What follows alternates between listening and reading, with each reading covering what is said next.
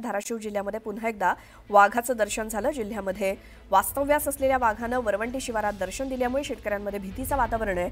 वरवंटी शिवारात काही शेतकरी शेती करत असताना त्यांना अचानक हा वाघ दिसला, त्यामुळे शेतकऱ्यांमध्ये भीतीचं वातावरण निर्माण झालं। त्यानंतर वन विभागाचं पथक घटनास्थळी दाखल झालं असून वाघाच्या पायाचे ठसे घेऊन शोध घेतला जातोय। हा वाघ गेल्या सुमारे 10 महिन्यांपासून धाराशिव जिल्ह्याच्या विविध भागांमध्ये वावरतोय। यवतमाळच्या टिपेश्वर अभयारण्यातून बाहेर पडून हा वाघ धाराशिव जिल्ह्यामध्ये दाखल झाला होता। सुरुवातीला येडशी इथल्या रामलिंग अभयारण्यामध्ये त्याचं दर्शन झालं होतं आणि त्यानंतर जिल्ह्यातील इतर अनेक गावांमध्ये आणि शेतशिवारांमध्ये त्याचा वावर आढळला होता। आमचे प्रतिनिधी बालाजी निरफळ आपल्या सोबत आहेत। बालाजी, या वाघानं सगळ्यांनाच घाम फुटला असेल, तर त्याला जेरबंद करण्यासंदर्भात किंवा एकूणच यावरती काय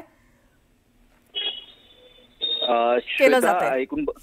श्वेता, 10 महिन्यापासून हा वाघ जो आहे तो टिपेश्वर अभयारण्यातून जो आहे तो मराठवाड्यात दाखल झाला। विदर्भाचा वाघ मराठवाड्यात आला म्हणून या वाघाला सुरुवातीला सगळ्याला कुतूहल होतं, मात्र 10 महिने झालं वन विभाग याची पकडण्याची मोहीम हाती घेतली। म्हणजे तब्बल 10 महिन्यापासून हा वाघ गुंगारा देत आहे वन विभागाला।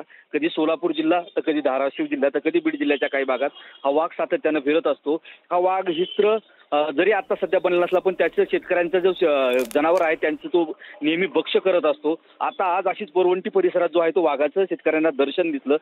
वाघ जे शेतकरी जे आहे ते शेतात काम करत असताना एकच ओरड उठली आणि सगळे शेतकरी पाहिलं तर वाघ जो आहे तो मोठा या परिसरातल्या गावात शिरत होता। मात्र गावकऱ्यांनी जे आहे ते एकत्र येत या वाघाला हुसकावून जे आहे ते डोंगर परिसरात लावलं, त्यामुळे तो वाघ जो आहे तो डोंगराकडे वरी गेलेला असला।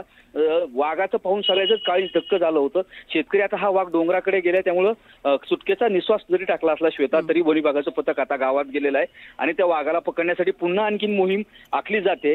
यासाठी विशेष टीम आणखीन बोलावी लागणार आहे। मात्र गेली 10 महिन्यापासून वन विभाग जर हा वाघ पकडत वाघासाठी प्रयत्न करत असेल, वाघ जर गटत नसेल तर अपयश कुणाचं आणि नेमकं या अधिकाऱ्यावरती कारवाई सुद्धा करावी अशी मागणी आता शेतकरी करतायत। बिलकुल बालाजी, धन्यवाद या माहितीसाठी।